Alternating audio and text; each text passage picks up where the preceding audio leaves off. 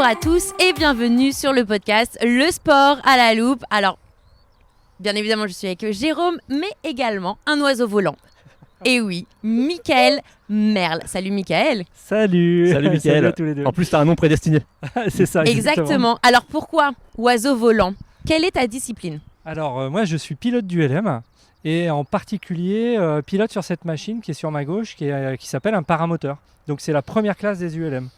Voilà. Et quand on dit première classe, parce qu'effectivement, les ULM, il me semble qu'il y a 6 classes. C'est ça, exactement. Il y a des pendulaires, il y a des multi-axes, c'est une sorte de petit avion, des autogires, donc ça ressemble à un hélicoptère mais avec une deuxième hélice derrière. Et on a l'hélicoptère, donc en classe 6. Et on a également les aérostats, donc ça ressemble à une sorte de dirigeable gonflé à l'hélium, voilà, avec une hélice propulseur. Voilà. Et donc là, on est ici au club du LN d'Orléans-Mardier. C'est ça. Exactement. Alors bon, Ouais. on dirait pas comme ça, mais malgré tout, c'est effectivement des pistes de décollage que l'on a juste derrière nous. Donc effectivement, parce que toi, le paramoteur décolle sur de l'herbe. Exactement. Voilà, On pas a- sur du béton. Voilà. C'est pour ça. On a une piste ULM qui est en herbe, qui mesure 300 mètres de long, qui nous permet d'accueillir toutes les classes du LM justement. Donc c'est pour ça qu'elle a une certaine dimension avec une certaine largeur.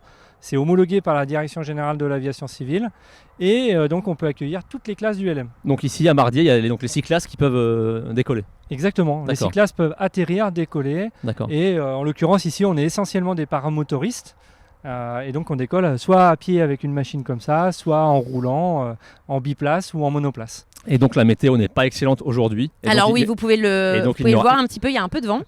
il n'y aura donc pas de décollage pour toi aujourd'hui, Michael. Non, négatif. Malheureusement. Malheureusement, ouais. On aime voler et on est un peu frustré parfois quand on a des météos qui changent comme ça au dernier moment. D'ailleurs, forcément, c'est donc un sport qui est dépendant de la météo. Donc ça peut être un peu frustrant parfois. Effectivement, c'est un facteur. Ouais, absolument. La météo, que ce soit le vent, la pluie, ça, ce sont des facteurs qui nous contraignent à rester au sol.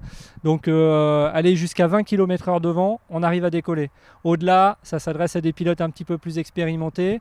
Et au-delà de 30 km/h, là, c'est même plus la peine d'essayer de décoller, ça serait l'accident. Donc, on reste D'accord. au sol. Donc c'est-à-dire qu'aucune classe du LM peut décoller, en tout cas, lorsqu'on a plus de 30... Alors, uniquement le paramoteur. Uniquement Les autres paramoteur. classes ont moins de contraintes puisque nous, on a une particularité, c'est qu'on utilise une voile de type parapente. Voilà, vous la voyez un petit peu à côté, effectivement. Il y a Voilà. la voile qui est là. Donc on n'a pas une voile fixe, on a vraiment une voile souple. Et cette voile, elle est très sensible aux aléas climatiques, à la météo, au vent notamment. Et donc décoller quand il y a plus de 30 km/h de vent, ça ne serait pas possible. Alors, ce que justement, pour expliquer un petit peu, c'est que la voile, donc là pour l'instant, vous la voyez, effectivement, elle est au sol. Vous voyez effectivement qu'il y a le paramoteur qui est là, donc avec sa pale, son hélice, etc. Mais justement, comment on décolle? Parce que c'est pareil, c'est vraiment... Enfin, on court. Voilà, exactement. Alors là, on est sur une machine particulière, on la représentera après. On peut décoller à pied en paramoteur, c'est-à-dire qu'on va porter cette machine-là sur le dos comme un sac à dos. En fait, devant, on a une sorte de harnais comme un sac à dos. Et donc, on porte la machine, ça pèse moins de 30 kg. Et la voile est attachée de chaque côté de la machine. Et lorsqu'on court, en fait, le fait de courir et de mettre un petit peu d'accélérateur, l'hélice va se mettre à tourner, générer un petit peu de vent. Ça va faire gonfler notre voile au-dessus de notre tête. Et une fois qu'elle est au-dessus de nos têtes, on met plein gaz et on décolle, c'est parti. Et on peut décoller comme ça sur quelques mètres, hein. Donc c'est très rapide. Oui, parce qu'au final, on n'a pas besoin de 300 mètres de... Ah non, on pas a du besoin tout. de largement moins de ça. Mais oui, là, alors avec des conditions météo où il y a du vent, on peut décoller en 2-3 mètres. Et quand il n'y a pas du tout de vent, on peut mettre jusqu'à 15-20 mètres pour décoller, 30 mètres maximum, et on est parti dans les airs. On pourrait presque décoller du jardin. Mais c'est pas mal ça. C'est pas mal. Mais ce n'est pas homologué, donc on ne peut pas. Michael, la question un petit peu rituelle, c'est donc comment tu as découvert sa discipline, donc l'ULM, toi? Alors, Je crois en parce que 2016. Parce que sur le tard en plus. En entre 2016. guillemets. Ouais, en 2015, on m'a offert un baptême de l'air et je savais pas du tout ce qu'on m'offrait. C'était pour mes 40 ans. D'accord. Voilà. Et donc, on m'a offert un baptême. Je suis arrivé ici, je connaissais pas du tout. Pourtant, je suis du secteur, mais je savais même pas qu'il y avait une base ULM. Et quand j'arrive, je suis accueilli par une jeune femme qui se présente et me dit je vais t'emmener en baptême aujourd'hui. On va aller dans les airs avec une machine comme celle que vous avez à côté de moi, mais biplace, donc un peu plus grosse. Et on emmène 2 personnes. Alors, je dis ouais, c'est génial. Donc j'étais un petit peu enthousiaste et en même temps un peu inquiet. Je me dis ça vole. Mais est-ce que ça peut faire peur quand voilà, même, hein. ça peut faire peur. Et on est parti ensemble, on a décollé, c'était extraordinaire. Moi, j'ai vécu mes premières sensations aéronautiques de cette manière-là. Et quand on a reposé, c'était Marie Mathéos, qui est championne du monde de la On va en discipline. parler après de ça. Oui. Voilà. Et elle me dit, si tu veux, tu peux commencer dès demain. Je dis, mais en fait, moi, ça m'intéresse, ça. Et donc j'ai trouvé ça génial. Je me suis inscrit dès le lendemain. Et je crois que je prenais mon premier cours la semaine d'après parce que j'avais des disponibilités. Et j'ai commencé par faire du gonflage de voile comme on le ferait en parapente pour apprendre à piloter la voile sans le moteur avec une sellette de parapente. Tu avais déjà un peu le goût pour les airs avant ou pas? Alors en fait ça remonte il y a très très longtemps en arrière quand j'étais ado, un jeune ado d'ailleurs. J'habitais à la campagne et pas très loin d'ici et un jour en me baladant avec mon frère le long d'une rivière, d'un seul coup je vois 2 avions de chasse passer mais très bas et nous on est des gosses donc on regarde, on fait coucou à l'avion et le pilote tourne la tête et quand il a vu qu'on était là, il a refait un tour, il est repassé plus bas et là il a tourné la tête, il nous a salué et il est reparti. Et là ça a été je pense le déclic de cette passion aéronautique.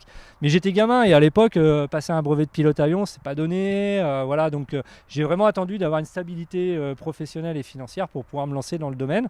Et puis le paramoteur ça a été une super occasion en fait parce que c'est le plus petit des ULM et c'est très accessible. Voilà, donc en termes de prix, en termes de prix à l'heure de vol, c'est vraiment ce qu'il y a de moins cher aujourd'hui pour voler. Et même pour justement parce que il y a forcément toute une formation bien évidemment pour devenir pilote et ensuite on passe son brevet de pilotage pour pouvoir justement parce que bien évidemment tout le monde ne peut pas se dire tiens je vais aller m'asseoir et je vais aller décoller, pas du tout, non en tout cas vous êtes des pilotes. Et voilà, donc il y a toute une formation et effectivement c'est pas si excessif que ça en fait d'arriver, de faire la formation et d'avoir le brevet. Absolument, ouais. Alors en fait on compare souvent le paramoteur à la moto. En termes de prix, on est sensiblement pareil. Le brevet de pilote ça coûte environ 1600-1700 € en fonction des heures de vol que l'on va faire. Il y a une partie théorique qui est commune à toutes les classes du LM, hein, on passe à un brevet de pilote aéronautique. Et on a une partie pratique sur la machine dans laquelle on va voler. Hein, donc si je vole en paramoteur, je vais apprendre le paramoteur en pratique. Si je vole en avion ou en autogire par exemple, ou en hélicoptère, je vais apprendre sur l'autogire et l'hélicoptère. Donc voilà. on fait son choix un peu quand même. On fait son choix un peu au départ. Okay. Voilà. Et après, une fois qu'on est parti là-dessus, voilà, c'est parti. Hein, on apprend très rapidement à voler. Hein. Et donc toi, ton brevet de pilote, tu l'as passé en combien de temps? Alors mon brevet de pilote, j'ai mis 6 mois au total pour être lâché en autonomie totale. J'ai commencé, donc j'ai fait mon baptême en juin. La semaine suivante, j'attaquais les cours. Et à peine 6 mois après, j'étais breveté pilote paramoteur. Waouh, c'est rapide. Début 2016. C'est rapide hein, quand même. Ouais, c'est très rapide. Donc et c'est kiffant. Alors ça, oui. Ça, clairement, en tout cas, nous, on l'a bien compris aussi avant, parce qu'il nous a expliqué vraiment beaucoup de choses que c'est pas... parce qu'en plus, maintenant, effectivement, tu fais aussi de la compétition. Oui. Donc pareil, hein, le parcours a été très rapide, parce que quand on dit que tu as commencé, effectivement, on va dire tu as eu ton brevet en 2016, enfin brevet de pilote bien évidemment, pas le brevet d'école, en 2016. Tu es rentré en compétition très rapidement, les championnats de France aussi. Il n'y a pas si longtemps, il y a 2 ans, championnat du monde. C'est chouette, ouais. Ben, ça va vite. Ouais, quand on est passionné, et des je pense médailles, qu'on bien très sûr. Vite. Et des médailles, c'est surtout ça, parce que bien évidemment, c'est qu'en plus on repart avec des médailles. Ouais, c'est ça qui est sympa. Ouais. Et c'est pas des médailles en chocolat, ça fait plaisir. Tu l'as croqué du coup. La transition entre donc ce début et donc la compétition, comme Sandra l'a dit, comment tu l'as faite aussi rapidement? Alors en fait, moi je suis un peu sportif dans mon métier. Déjà, je suis sapeur-pompier. Tout à fait. Et donc je suis passionné du sport depuis de nombreuses années. Hein. Je fais du sport depuis que je suis gamin. J'ai fait 10 ans de judo, j'ai fait un petit peu de course à pied, j'ai touché au tennis, j'ai été dirigeant de club. Donc j'ai touché à pas mal de disciplines sportives. D'accord. Et dans mon métier, j'accompagne également les sapeurs-pompiers dans l'activité physique. Je m'occupe également de la réathlétisation des agents qui sont blessés. Donc je leur propose des séances de sport avec des choses bien spécifiques à la pathologie dans laquelle ils sont. Donc le sport, ça fait vraiment partie de mon quotidien. C'est quelque chose que j'aime beaucoup et maintenant je me suis même lancé dans la préparation mentale des sportifs, entre autres. D'accord. Voilà. Donc c'est partie intégrante effectivement de ta vie, le sport. Ouais. Et en fait tous les aspects du sport. Ouais. Et j'ai grandi avec le paramoteur, énormément. J'ai appris énormément de choses. J'avais jamais goûté au haut niveau. Aujourd'hui, je goûte au haut niveau. C'est vraiment un environnement particulier, exigeant, mais passionnant. parce que les pilotes sont des passionnés et sont des techniciens. On s'en rend pas compte, c'est des gens qui travaillent des fois dans des entreprises du quotidien. Tout à fait. Et ça, c'est extraordinaire d'avoir des sportifs de haut niveau qui travaillent aujourd'hui pour faire vivre la France. Alors tu as prononcé le mot haut niveau, donc la FFPULM, donc Fédération Française de Planeurs légers ultra motorisés. Merci beaucoup. Exactement. Merci beaucoup. Et C'est donc vrai qu'elle n'est pas simple, a celle-ci. été créée en 1980, je crois. Dans les années 80, exactement. Et ouais. Il me donc- semble que 81 au journal officiel. D'accord. Et donc maintenant est agréée par le ministère des Sports depuis peu. Oui. Donc tu es donc sportif de haut niveau. Enfin, sur Voilà. les listes ministérielles, Voilà. on vous en parle souvent effectivement que quand Oui. on est athlète, on rentre sur les listes ministérielles, c'est-à-dire qu'on peut être après appelé effectivement en équipe de France. Exactement. On peut en tout cas concourir sous les couleurs de la France. Ouais. Et c'est effectivement ton cas. Ouais, c'est ça. Depuis 2022, donc en fait depuis décembre 2021, le paramoteur, le slalom paramoteur est reconnu haut niveau par l'Agence nationale du sport, donc le ministère des Sports. Et donc on peut dire qu'on a deux entités bicéphales à la tête de la fédération, le ministère de la transition écologique Tout à fait. et le ministère des Sports. Et donc du coup, on a deux entités qui nous gèrent, entre guillemets, nous sportifs. Et puisqu'on utilise l'espace aérien, c'est le ministère des Transports Voilà. et de la transition écologique. Et pour la partie sportive, pour le ministère des Sports. Donc ça, c'est assez sympa. Et donc depuis le 1er janvier 2022, il y a une liste qui existe. Et j'ai eu la chance de l'intégrer assez rapidement parce que j'avais il y avait un réussi à passif. performer un Bah petit oui. peu avant. Et on est plusieurs pilotes, dont dans mon club, on a quand même on a le club le plus titré au monde, avec Carrément. près de 6 médailles en individuel pour Alexandre Mathéos, par exemple, 6 médailles de champion du monde, une dizaine de médailles de champion de France. Et pareil pour Marie, et j'ai intégré le groupe après, donc voilà, on a plein de médailles. Alors belle transition, parce que j'ai lu que donc Marie et Alexandre Mathéos, donc qui sont mari et femme, parfois sont adversaires dans les airs. C'est assez Ouais. original. Ouais, c'est très original. Et d'ailleurs, l'année dernière, elle a fait un coup d'éclat, puisqu'elle a battu son mari, qui était multiple champion de France et champion du C'est monde, pas bien ça. au championnat de France. Et donc, c'est la première femme pilote championne de France, mixte, toutes catégories confondues. Donc ça, c'est extraordinaire. Et c'était amplement mérité parce que ça faisait des années qu'ils se battaient tous les deux sur le podium, entre la première place, la deuxième place, la troisième place. Des fois, ça monte, ça redescend. C'était un film à rebondissement Elle en a mis un permanence. point final du coup. Ouais, elle a mis un point final. Donc c'était génial. On est parti sur une bonne note. Alex, Elle on a- kiffe. C'est bon, ça c'est parfait. Donc c'est vraiment eux une famille de pilotes du LM. Ouais. Ils sont nés là-dedans. D'accord. Marie, en plus, est pilote de montgolfière, donc elle cumule aussi d'autres activités. Donc l'aéronautique, c'est vraiment un domaine qu'elle maîtrise aussi. Alexandre est né dans le parapente avec son papa, dans le paramoteur. Donc ils ont grandi dans le milieu, donc c'est génial. Et puis moi, j'ai grandi avec eux et j'ai appris énormément parce que c'est des gens qui sont très humbles et qui transmettent vraiment toutes leurs connaissances aux gens qui les entourent. Donc moi, j'ai appris grâce à eux et je les remercie encore une fois. Et c'est les meilleurs instructeurs au final, parce qu'effectivement, plusieurs fois champion, Bah on peut ouais. pas rêver mieux On en peut fait pas rêver sur le. mieux, ouais. sur Et le au début, principe. quand j'ai commencé, je savais pas tout ça. Donc j'ai découvert petit à petit qu'ils étaient champions du monde et du coup, j'ai fait un stage de perfectionnement. C'est ce qui m'a permis très rapidement d'intégrer l'équipe de France et de grandir.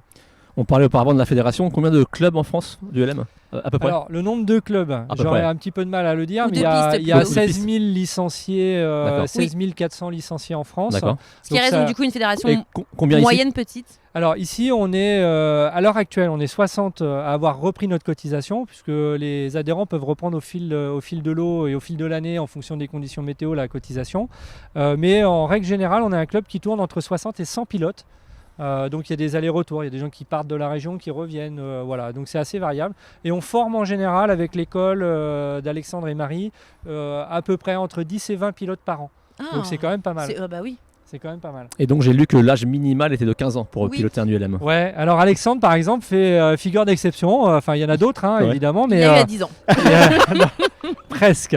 En fait il l'a eu à 15 ans, il a eu le brevet de pilote avant d'avoir même le permis voiture ou moto. Bah quoi. oui, Donc, mais c'est énorme c'est ça. énorme. Ouais, ouais. De se dire je peux aller entre guillemets piloter dans les airs Ouais. alors que je peux toujours pas piloter, enfin C'est conduire ça. une voiture du coup. Donc je suis encore au collège ou au lycée quoi. Et justement, comme il y a donc Et cette, ça mes copains ils l'ont pas par contre.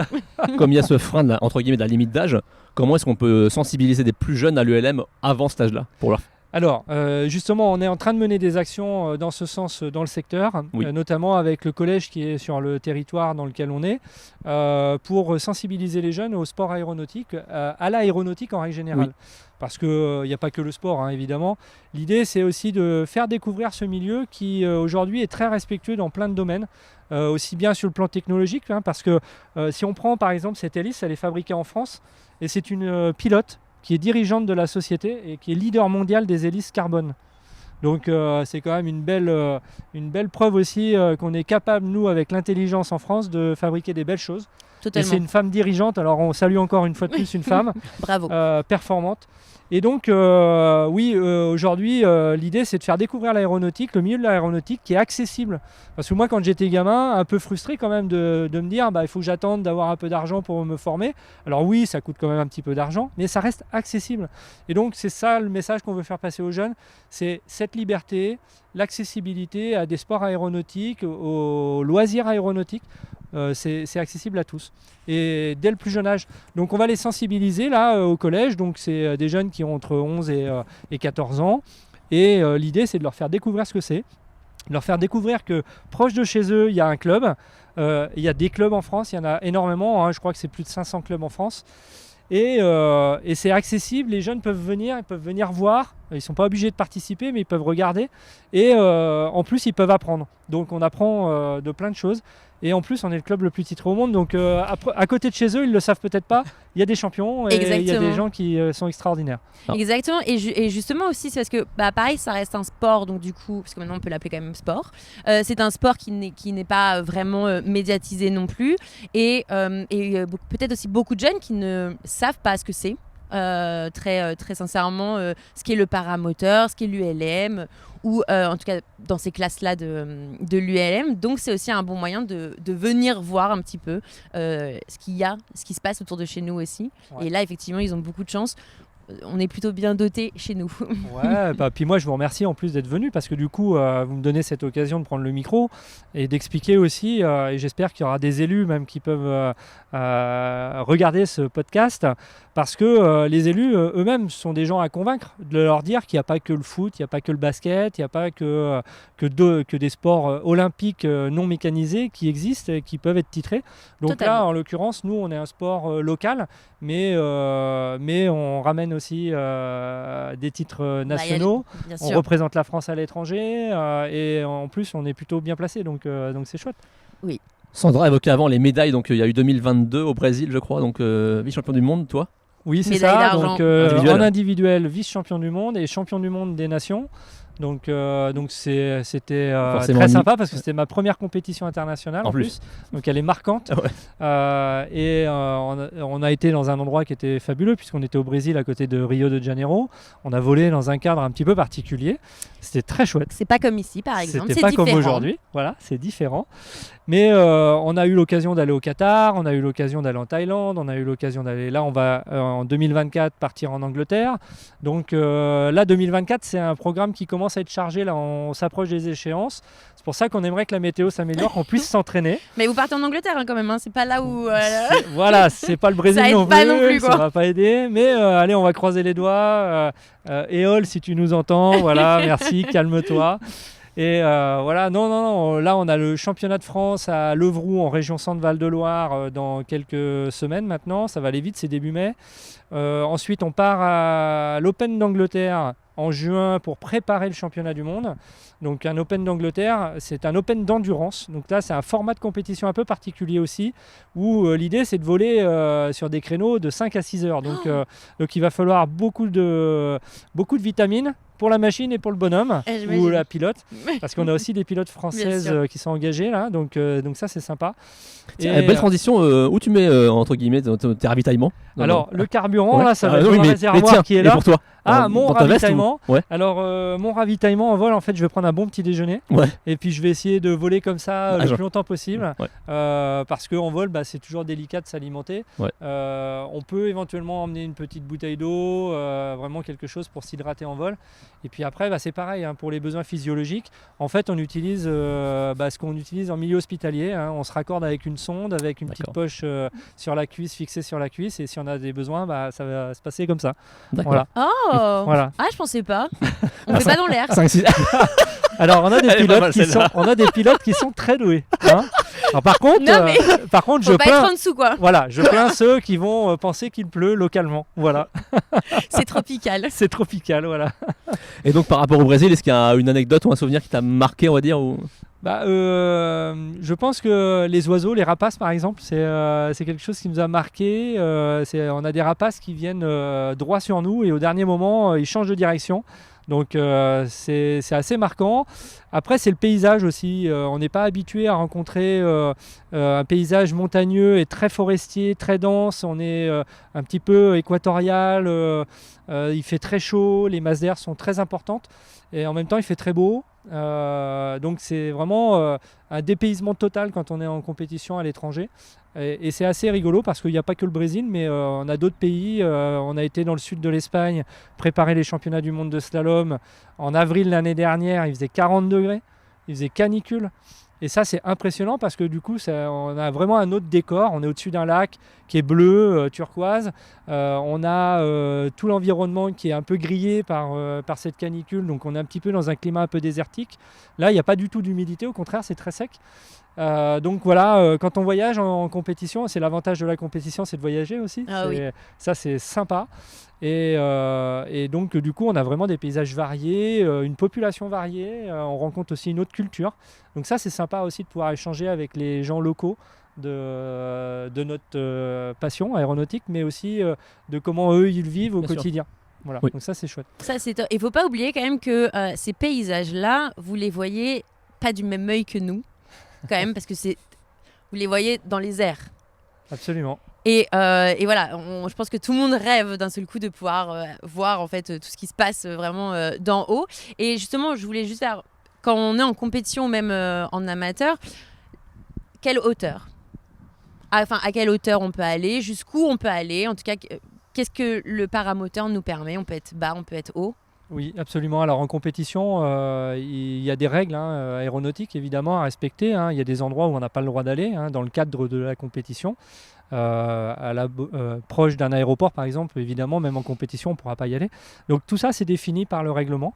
Par contre, en termes de vol, en compétition, il existe plein d'épreuves. Alors si je parle du slalom, c'est très simple, ça se passe au-dessus d'un lac, au-dessus de l'eau.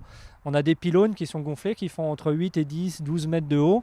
Et on slalom, un peu comme on voit les coupes Red Bull Air Race. Voilà, on fait la même chose. C'est excellent. Voilà, on vole à des vitesses qui vont entre 100 et 120 km/h à la surface de l'eau. Et on doit mémoriser une vingtaine de parcours pour se préparer à toutes les épreuves qui vont s'enchaîner les unes derrière les autres. Et donc celle-là, c'est l'épreuve qui a rendu le LM paramoteur agréé par le ministère des Sports. Exactement. D'accord. Donc ça, c'est le slalom. Oui. Et après, le classique, puisque tu l'évoquais, il y a différentes hauteurs de vol. Donc effectivement, la hauteur mini, ça va être 150 mètres. La plupart des pays, c'est comme ça.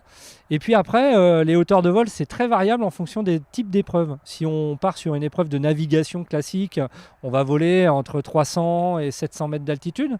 On ne va pas chercher à gagner la hauteur, c'est pas intéressant. On va essayer d'avoir plutôt des couches laminaires, c'est-à-dire des couches où il n'y a pas de turbulence en termes de vent, en termes de variation du vent. Et puis après, on peut avoir des épreuves d'économie pure. Ce qu'on appelle économie pure, c'est avec le petit bidon qui est sur le côté. Là, on le voit, là, il fait 1,5 litre. Et là, on part avec une quantité de carburant qui est pesée sur une balance. On part par exemple avec 1,5 kg de carburant. Et on remplit notre bidon. Et on doit tenir le plus longtemps possible en l'air avec la quantité de carburant qui est dedans. Donc là, on peut monter très haut. Au contraire, on va aller chercher le plus haut possible. Donc on peut monter à 1500 mètres, 2000 mètres d'altitude si on le souhaite, si le nuage nous permet d'aller jusque là-haut. Voilà, on est un peu comme le parapente. Vous pouvez imaginer quand même à 2000 mètres d'altitude, il n'y a pas de carrosserie autour. On est comme ça en fait. Ouais, mais c'est fun. C'est une sensation de liberté totale. Voilà, en fait. et ça je pense que déjà c'est le plus beau ressenti en tout cas de ce sport. Mais en tout cas voilà, il y a effectivement, on peut être très bas parce que 150 mètres c'est plutôt bas.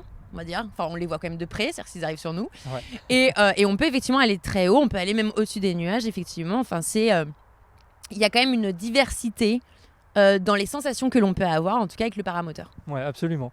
On peut voler en loisir, survoler un ravin, survoler une colline, une montagne, survoler une plaine. Là, en ce moment, c'est le colza, il est en fleurs, ça donne des couleurs, vu du ciel, c'est magnifique. On a la végétation qui est en train de s'éveiller avec le printemps. Ouais.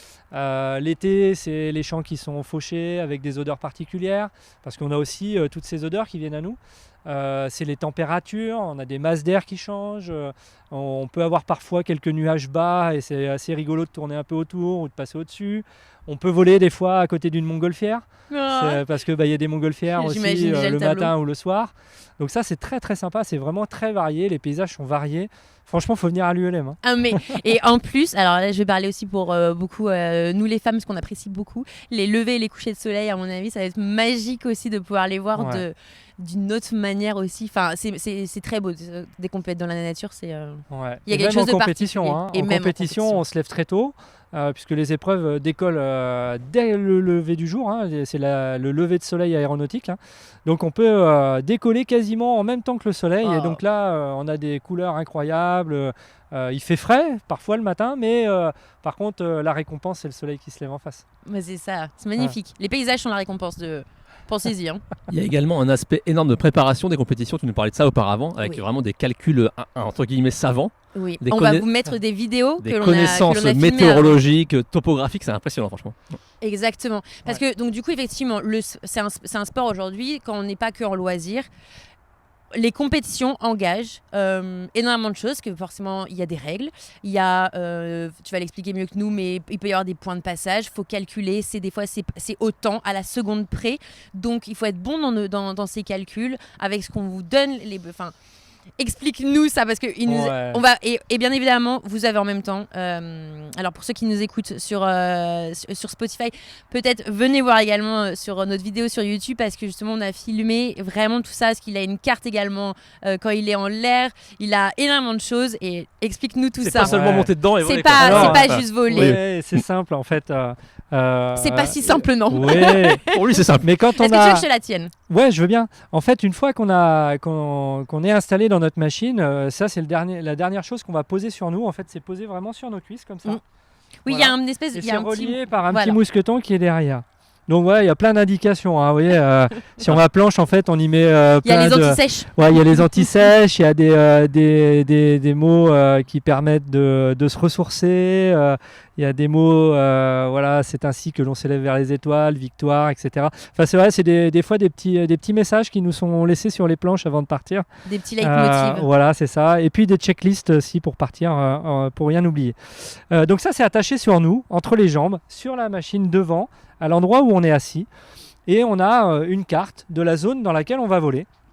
Et dessus, sur cette carte, on va avoir un certain nombre d'indications, hein, avec des zones interdites, des zones de vol et des fois des circuits à respecter. Alors là, si on prend cette carte-là, par exemple, c'est une régulation vitesse, c'est-à-dire qu'on décolle de là où on est, par exemple sur la base ULM, et on doit aller relier des points qui sont ici de différentes couleurs. Alors vous verrez peut-être sur Oui, les petites vidéos qui vont être incrustées dans celle-ci, que du coup pour relier ces points, il faut calculer des temps de passage à la seconde près. Donc une fois qu'on a décollé, on prend des disques de vitesse où on va avoir calculé la vitesse du vent au moment où on va faire l'épreuve. Donc il faut aller sur des sites météo, regarder la vitesse du vent à telle altitude, la force du vent, et puis le reporter sur la carte de manière à déterminer à quelle vitesse je vais voler entre ma zone de décollage et le premier point. Et ensuite, entre le premier point et le deuxième point. Et entre le deuxième et le troisième, et ainsi de suite, jusqu'au bout. Sachant que, effectivement, comme ça dessine un carré, on ne va pas voler avec le vent toujours au même endroit. et Soit non, il c'est va trop être dans simple. le dos, soit il va être de face, soit il va être de côté. Et donc, tous ces paramètres-là, on les prend en compte et on calcule nos vitesses de vol. Et ça, on déclare ce temps à la seconde près, juste avant de décoller. Parce qu'une fois qu'on est parti, on a juste notre chronomètre et notre carte. On n'a pas d'instrument de bord, on n'a rien. Et donc, il faut se fier à tous ces calculs que l'on a fait avant de partir. Donc, on a un petit temps de préparation, ce qu'on appelle une zone de quarantaine. On prépare tout ça. Et puis, une fois que ça c'est prêt, et ben là, c'est parti, go, en avant. Voilà. Et Voilà. comme tu nous disais effectivement, c'est que le fait d'avoir mis ces temps, enfin en tout cas que toi tu sais en combien de temps par exemple tu vas rejoindre ce premier point, tu vas te mettre également des points à toi dans ta tête pour te dire, ok, donc là, par exemple, si je passe, imaginons, je vous donne un exemple, au-dessus, par exemple, d'une forêt, il faut que celle-ci, elle était marquée peut-être à 2 minutes. Donc, si, par exemple, je suis en retard ou je suis en avance, je peux accélérer ou décélérer au niveau de ma voile pour justement arriver à mon premier point. Par exemple, si elle a été considérée en 7 minutes, pour arriver à 7 minutes 00. Bien évidemment, sur le point. Donc il y a aussi tout ce jeu et bien évidemment ça se fait. Alors, cette map elle se tourne parce que comme elle est accrochée pour bien évidemment, vous imaginez bien, c'est comme une boussole, faut être toujours orienté vers le nord ou dans la direction dans laquelle on va. Pour éviter de se perdre ou faire de machine arrière en tout cas. Et voilà, donc en fait ça par exemple, c'est aussi pour ça que le paramoteur est un réel sport. C'est pas, enfin quand on voit toute la préparation qu'il peut y en avoir en amont, parce que l'épreuve va nécessiter ça. C'est un travail énorme. Et dans les vidéos, vous allez pouvoir voir, il a des réglettes, il a les petites épines, il a son disque de... C'est colossal, en tout cas, ce qui est mis en place pour justement pouvoir réaliser ça. Il faut être bon en géométrie. Il faut être bon en géométrie. Sinon, ça non. Mais ça s'apprend sinon. Ça s'apprend vite parce que je prends l'exemple d'un pilote du club là, qui s'est lancé l'année dernière. Il venait juste d'être breveté et il va intégrer l'équipe de France. Ah ouais. Donc ça va très vite en fait si on est vraiment passionné et qu'on a compris un peu les mécanismes. Et l'avantage aussi de l'ULM, c'est qu'on n'est pas avare de renseignements, y compris pour les jeunes. En fait, les jeunes sont accompagnés, une sorte de tutorat en fait. Un jeune pilote qui arrive, moi j'ai été tutoré par Alexandre et Marie. Ils m'ont appris très rapidement à utiliser les aiguilles, à utiliser des petites astuces, des petites choses qui vont nous servir pour préparer nos épreuves. Et du coup, on apprend assez rapidement, donc ça c'est chouette. Et ça donc, c'est bien, quand il y a un partage, il y a une progression dans tous les cas. Et c'est un sport où il y a beaucoup d'entraide, de partage. Mais ce qui est bien aussi, ce qu'il faut quand même rappeler, la sécurité aussi, bien évidemment. Il est accroché, bien évidemment, vous imaginez bien, il n'est pas juste assis dans son siège. Mais voilà, on sait que de toute façon, dès qu'il y a un moteur, que ce soit sur route ou dans les airs, voilà, la sécurité est importante. Tout comme effectivement, tout à l'heure, pareil, on vous aura mis les vidéos quand tu as monté ton paramoteur, parce que bien évidemment, tout est démontable, tout est remontable. Voilà, il est en tout cas garant aussi de sa propre sécurité. Oui. Et tu es garant de tes choix. Stratégiques en tout cas sur les épreuves. Donc c'est vraiment... c'est une belle découverte en tout cas. Tout à l'heure, il nous a fait mal à la tête avec ses calculs, vous imaginez pas. Mais tu parlais également auparavant de préparation mentale, donc tu as un diplôme ou... Alors moi j'ai eu la chance en 2021 de faire une formation de coaching sur Paris. D'accord. Avec un maître expert en hypnose et puis une docteure en neurosciences. Et j'ai fait une formation de coaching qui m'a permis aussi de me connaître un peu mieux. Parce qu'au final, des fois, les choses de la vie font qu'on est obligé d'avancer. Et donc, j'ai fait cette formation. Ça a duré une petite année avec différents stages. Et puis, du coup, derrière, l'idée, c'était aussi d'apporter mon aide. J'aime bien être tourné vers les autres. Le développement personnel, c'est des choses qui me parlent. D'ailleurs, j'attaque bientôt un cursus d'hypnothérapeute. Et donc je suis vraiment intéressé par ce plaisir, ce confort, le fait que, par exemple, pour le Qatar, j'ai pas pu être sélectionné, mais à distance, j'ai envoyé des audios à des copains qui étaient pilotes en équipe de France, et je sais que peut-être ça les a aidés à franchir certaines épreuves. Donc voilà, l'idée c'est vraiment de faire de la préparation mentale, parce qu'aujourd'hui, le sport, c'est aussi beaucoup de contraintes. Et c'est une charge mentale par moment, et cette charge mentale il faut la préparer, il faut aider les pilotes à se construire dans un projet et avoir des objectifs, construire des objectifs et aller jusqu'au bout pour obtenir la victoire, une médaille, une récompense. Ça peut être simplement le fait de participer, la récompense, parce qu'être sélectionné en équipe de France, c'est déjà un beau cadeau. C'est pas rien. C'est déjà, oui, c'est pas rien. Et donc c'est des paris, c'est des choix que l'on fait, et donc tout ça, ça se prépare, parce que des fois on est un peu surpris par la dimension que ça prend, surtout quand on monte sur un podium. Derrière il y a quand même des médailles, il y a quand même des fois des félicitations. Faut être prêt pour tout ça, et je trouve que ça recevoir le succès. Voilà, savoir recevoir le succès et savoir le redonner derrière. Aussi. C'est-à-dire remercier aussi les fédérations qui nous aident pour aller dans cette discipline. Mais voilà, donc ouais, je fais du coaching. Alors je fais du coaching en entreprise, mais je le fais aussi pour quelques pilotes. Lorsqu'ils en ont besoin, voilà, je les aide aussi à aller au bout de leur projet, de leur démarche, aller jusqu'à la victoire. Et ça t'aide également toi, bien évidemment, lors Ouais. des compétitions, parce que bien évidemment, faut appréhender tout ce qui va se passer, il faut penser à tout, etc. Il faut être aussi dans des bonnes conditions Oui. pour pouvoir justement s'élancer. Ouais. Je sais pas si c'est le bon mot, mais moi je trouve que on s'élance. On s'élance. Pour s'élancer et justement pouvoir vivre son épreuve comme il le faut et en tout cas en bonnes conditions pour aussi pouvoir en profiter au maximum quand on est en haut. Ouais, c'est ça. C'est vraiment l'idée, c'est de profiter du moment présent, du moment où on est en compétition. Essayer d'avoir des choses, des petits tips qui font que ça devient des automatismes. Du coup, on a moins de charge mentale parce que ça se fait de manière automatique. Donc, c'est l'entraînement. Ça passe par l'entraînement, évidemment. Ça passe, ouais, ça vole autour. Hein. Oui, Oui. Hein. je t'aurais demandé Il est s'il y dans avait les pas nuages, un de celui-là. tes collègues qui était... ça fait pas Donc, autant de bruit. Voilà. Donc, ouais, ça permet vraiment d'être serein lorsqu'on arrive en compétition, de préparer, de visualiser mentalement aussi les épreuves. Donc, tout ça, c'est des choses qu'on peut préparer mentalement. C'est intéressant. Et justement, quelles sont les prochaines échéances pour toi et pour les Français en ULM en général? Donc là, on a le championnat de France au mois de mai, l'Open d'Angleterre Tu en au mois parlais. de juin, et puis le championnat du monde classique d'endurance en Angleterre, donc au même endroit, au mois d'août. Et ça, donc tu espères le faire celui-là ou... Alors, pour aller au championnat du monde, il faut être sélectionné, Bien sûr. évidemment, et donc ça va tenir compte des résultats du championnat de France. Donc là, il va Ouh, falloir il y a se une préparer, préparation, T'es là. en là. préparation Voilà, du coup. c'est ça, Là, t'es en préparation. c'est ça. D'accord, ok. Pour terminer, j'allais te demander, même si tu as déjà fait depuis quelques minutes, mais comment tu pourrais donner envie aux gens de venir vers ce sport, donc ton sport l'ULM, en quelques mots. 3 mots pour décrire alors, le... Alors 3 mots, c'est le plaisir, parce qu'il faut venir parce que ça nous fait plaisir. Ça, c'est très important. Le deuxième, c'est, j'ai envie de dire que c'est une belle machine. C'est le côté esthétique, Ah ouais, et il y a un peu de ça. le côté fun, je trouve. D'accord. Je trouve que c'est fun de voler en paramoteur parce que ça tient dans la bagnole. Tu peux te barrer n'importe où en France, il y a plein de bases ULM. Et si tu veux découvrir une région, bah, tu as ta machine dans le camion ou dans la voiture ou dans la remorque comme moi. C'est vrai qu'il n'y a pas mieux pour découvrir quand même. Et ça, c'est sympa. Hein. Ça permet aussi bien de randonner à pied dans une région que d'aller en vol. Il y a vraiment une aussi dans la relation région. entre ta machine et toi, on sent vraiment qu'il y a une connexion, c'est marrant. Ouais, j'ai presque envie de la toucher. Tu vois.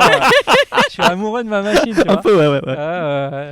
C'est un peu comme une seconde femme, on pourrait presque dire. Oh, allez, je veux pas dire ça. Elle va Non, peut-être non. pas être contente. Non, on va pas être content.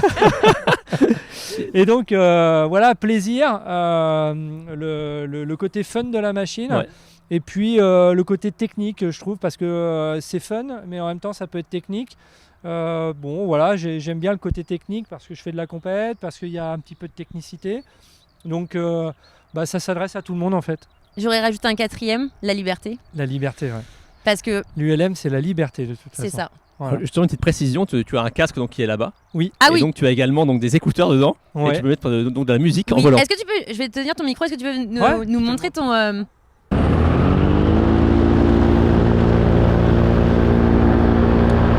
Voilà. Un vrai casque de pilote. Ouais, alors sur mon casque, alors celui-ci je l'ai fait fabriquer exprès par un Italien qui travaille très très bien. Donc il est personnalisé, il y a mon nom dessus, il y a mes partenaires, quelques sponsors et il est tout en carbone. Et dessus j'ai un système Bluetooth qui me permet de relier mon téléphone ou un autre objet qui diffuse du son. Et du coup, je peux voler avec de la musique. Donc Je Je peux vous dire, c'est la boîte de nuit quand il est en l'air. Hein. Il nous a fait essayer tout à l'heure. Donc il y a un petit c'est peu une boîte de nuit. playlist, on va dire liberté. Quoi, voilà. Ouais, c'est ça. ouais, Donc d'accord, on pourrait ok. très bien imaginer mettre la D'accord. musique qu'on kiffe D'accord, ouais. en même temps qu'on vole Pas mal. et en même temps recevoir des appels parce que du coup Ah oui. c'est performant. T'es on où, peut là parler Ouais, je en suis même là. temps qu'on Est-ce que vole. tu peux aller chercher le pain, s'il te plaît? J'y vais, Pas je maintenant. me pose à côté de la Pas de problème. boulangerie et je repars. Pas de problème. Non, mais c'est vrai qu'il y a vraiment aussi le côté, quand on disait la liberté tout à l'heure, c'est la condition où on est autre part. Ouais. C'est-à-dire que même là, le fait effectivement d'avoir avec le casque, on est coupé du monde, parce que bien évidemment, on protège aussi les oreilles et tout, mais je pense qu'en fait, d'un seul coup, il y a d'autres sens qui se développent quand on est en haut. Autant comme tu disais tout à l'heure, des odeurs peut-être que nous on n'a pas quand on a les pieds sur terre, Bien sûr. ou les couleurs, la vue, il y a beaucoup de choses sensorielles en fait quand on est Oui, on est Comme dans ça. la troisième Le vent qui dimension. nous touche, Dès qu'on n'est plus sur le sol, on est dans la troisième dimension. Donc forcément, tous les pilotes connaissent ces sensations-là, d'être dans les airs. La liberté du paramoteur, c'est vraiment de ne pas avoir d'habitacle autour de soi, d'être en contact avec l'air, avec les éléments. Donc ça, c'est sympa aussi. Et puis c'est aussi un mode de vol raisonné parce que les constructeurs font énormément d'efforts pour construire des machines performantes, mais qui consomment quasiment pas de carburant, donc moins de pollution. Avec des quantités embarquées de carburant ou de liquides divers et variés, vraiment minimalistes et écologiques. Et donc des pots d'échappement aussi, parce qu'on parle souvent du bruit. C'est vrai qu'on a des machines qui volent, qui font du bruit, mais il faut savoir que 80% du bruit, c'est quasiment l'hélice qui le génère, parce qu'elle est en contact avec l'air, elle déforme l'air. Et donc on a des machines vraiment qui font de moins en moins de bruit, qui sont de plus en plus performantes, qui consomment peu de carburant. Alors justement, Moi, la consommation, parce qu'on va faire une petite comparaison avec les voitures, parce que vous allez voir que votre voiture, ce qu'elle consomme par rapport à ce que ça consomme, un paramoteur. Voilà, ouais. On est sur... Alors avec une machine standard, on est sur une moyenne de 4 litres à l'heure. Voilà. Et Mais... quand on passe en mode économie de carburant sur des épreuves économiques, on peut descendre à 2 litres de carburant à l'heure. Voilà. Donc on diminue de moitié. Voilà. Donc c'est génial. Donc du coup, c'est là où effectivement, ça reste quand même aussi un sport qui est convenable pour l'environnement, c'est-à-dire qui respecte aussi, il n'y a pas de trop forte émission. Bien évidemment, il faut du carburant, vous imaginez bien qu'ils ne vont pas battre des bras on évolue dans ce domaine. Il y a aujourd'hui des compétitions, alors peut-être dans le futur, mais qui s'ouvriront à la motorisation électrique. On a des moteurs électriques. Les paramoteurs électriques, ça existe. Donc on est en train de le développer. Donc ça avance sur le plan technologique. Il y a même des avions électriques aujourd'hui. Oui, c'est vrai. Voilà, on y va tout doucement. Alors après, et d'ailleurs, il me semble qu'il y en a pas si loin. Eh bien, à l'autre base, à Saint-Denis. Ouais, à Saint-Denis d'Hôtel, certainement. Et nous, on a des paramoteurs électriques également ici au club.